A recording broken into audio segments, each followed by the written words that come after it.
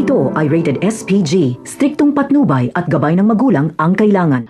Tumatak kay Ramon ang sinabi sa kanya ni Marites na wala siyang alam sa pagiging magulang. Napagtanto ni Ramon na tama si Marites, kaya gagalingan ni Ramon ang pagiging ama, kaya suportado niya na ang kasalan ni David at Catherine.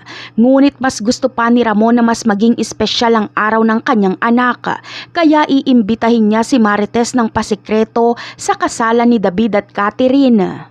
Batid kasi ni Ramon na maganda ang ugnayan ng kinikilala niyang anak sa nanay nitong si Marites, kaya gusto niyang masorpresa si David, habang si Marites naman ay magiging masaya para kay Tanggol, kaya pupunta siya sa kasalan pero sisilip lang siya.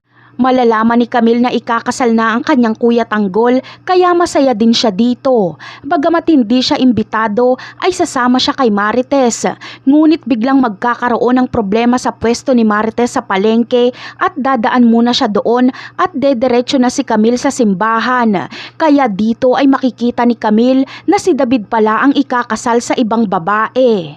Sigaw ng sigaw si Camille pero pinagtulakan siya sa labas.